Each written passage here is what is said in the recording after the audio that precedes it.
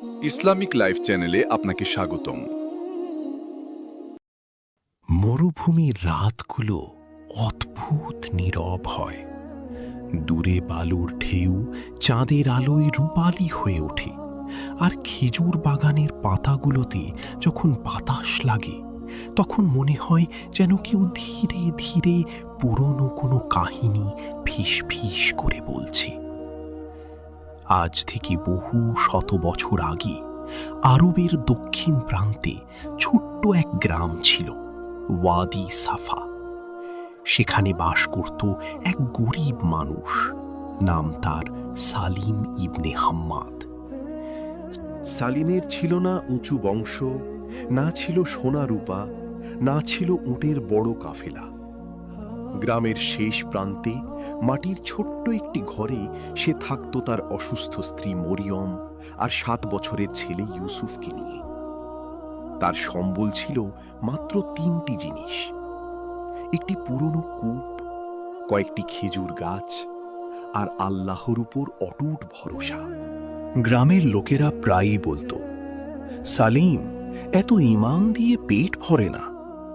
কিন্তু সালিম শুধু মৃদু হেসে বলতো, যিনি মরুভূমিতে বীজ ফুটান তিনি তার বান্দাকেও ভুলে যান না। তার এই কথায় অনেকে হাসত, কিন্তু তারপর 1 বছর এমন খরা নামল যা সেই গ্রামের বৃদ্ধরাও আগে দেখেনি। আকাশে মেঘ উঠত না, কূপ শুকিয়ে গেল, খেজুর গাছের পাতা ঝরে পড়তে লাগলো। একদিন সকালে সালিম তার কূপের ভেতর তাকিয়ে দেখল এক ফোঁটা পানিও নেই।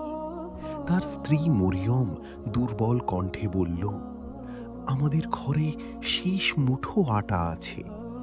সেদিন রাতে তারা 3 জনে একটি ছোট রুটি ভাগ করে খেল। ইউসুফ ক্ষুধায় কাঁদছিল। সালিম ছেলেকে বুকে নিয়ে শুধু বলল, আল্লাহ আমাদের দেখছে। পরদিন গ্রামের ধনী ব্যবসায়ী হারিস ঘোষণা দিল, যে কেউ তার খেজুর বাগান আর জমি বিক্রি করবে সে বিনিময়ে খাবার পাবে। অনেকেই নিজেদের জমি বিক্রি করে দিল। হারিস সালিমের কাছেও এলো। সে বলল, তোমার কূপ তো শুকিয়ে গেছে, খেজুর গাছও মরছে, এগুলো রেখে কি লাভ? জমিটা আমাকে দাও, আমি তোমাকে 1 বস্তা গম দেব। সালিম শান্ত চোখে তার দিকে তাকালো। না। হারিস হেসে উঠল, তুমি কি অলৌকিক কিছুর অপেক্ষায় আছো? সালিম ধীরে বলল, আমি আল্লাহর সিদ্ধান্তের অপেক্ষায় আছি। সেদিন সন্ধ্যায় মরুভূমিতে ভয়ঙ্কর বালুঝড় উঠল। আকাশ অন্ধকার হয়ে গেল। মানুষ দরজা বন্ধ করে ঘরে লুকিয়ে পড়ল। ঝড়ের মাঝে সালিমের ছোট্ট ঘরের ছাদ ভেঙে পড়তে শুরু করল। মরিয়ম ভয়ে বলল, এবার হয়তো আমরা বাঁচব না। সালিম তখনও সিজদায় ছিল, তার চোখে পানি, ঠোঁটে শুধু একটি দোয়া, হে আল্লাহ, আমি জানি আপনি যথেষ্ট। ঝড় থামল পরদিন ভোরে। সূর্য উঠতেই গ্রামের লোকেরা বাইরে বের হলো। চারদিকে ধ্বংস। অনেক খেজুর গাছ উপড়ে গেছে, কয়েকটি ঘর বালুর নিচে চাপা পড়েছে। হারিসের বিশাল বাগানের অর্ধেক ধ্বংস হয়ে গেছে। কিন্তু সবচেয়ে আশ্চর্যের বিষয় ছিল সালিমের কূপ। কূপের চারপাশের বালি ধসে গিয়ে নিচে লুকিয়ে থাকা পুরনো একটি পাথরের মুখ খুলে গেছে। সেখানে দেখা গেল মাটির গভীর থেকে ঠান্ডা পানি প্রবাহিত হচ্ছে, স্বচ্ছ টলমলে পানি। গ্রামের লোকেরা হতবাক। যে কূপটিকে সবাই মৃত ভেবেছিল সেটি হঠাৎ জীবন্ত হয়ে উঠেছে। মানুষ দৌড়ে পানি নিতে আসতে লাগল। সালিম নিজে দাঁড়িয়ে সবার পাত্র ভরে দিচ্ছিল। কিন্তু ঘটনা এখানেই শেষ নয়। কয়েকদিন পরে এক বয়স্ক পথিক সেই কূপের পাশে এসে থামল। সে দীর্ঘক্ষণ পাথরের দেয়াল স্পর্শ করে রইল, তারপর কাঁপা গলায় বলল, এটা সেই হারিয়ে যাওয়া কূপ। লোকেরা অবাক হয়ে তার দিকে তাকালো। বৃদ্ধ বলল, আমার দাদা বলতেন বহু বছর আগে এখানে একটি প্রাচীন মিষ্টি পানির উৎস ছিল। কাফেলারা দূর দূরান্ত থেকে এখানে পানি নিতে আসত, কিন্তু এক বালু ঝড়ে এটি চাপা পড়ে যায়। সেই খবর দ্রুত মরুভূমির কাফেলাগুলোর মধ্যে ছড়িয়ে পড়ল। অল্প কিছুদিনের মধ্যেই ওয়াদি সাফা আবার প্রাণ ফিরে পেল।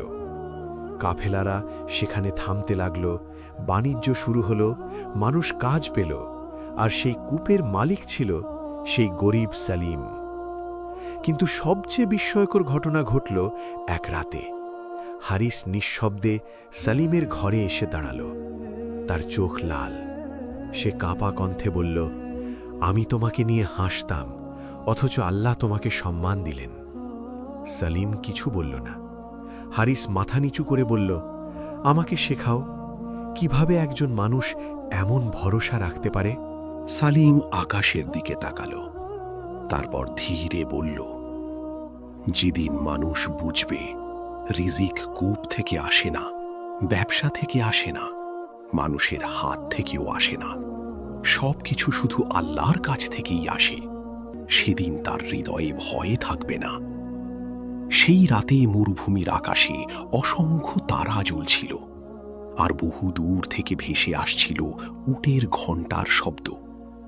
লোকেরা পরে বহু বছর ধরে সেই কূপকে ডাকত বীরুর আত্মাওয়াক্কুল, অর্থাৎ ভরসার কূপ। এই গল্প আজও মরুভূমির বাতাসে ভেসে বেড়ায়, কারণ সত্য হল, যখন পৃথিবীর সব দরজা বন্ধ হয়ে যায়, তখনও আল্লাহর দরজা বন্ধ হয় না। যে মানুষ সত্যিকারের অর্থে আল্লাহর উপর পূর্ণ ভরসা রাখে, আল্লাহ কখনো তাকে নিরাশ করেন না।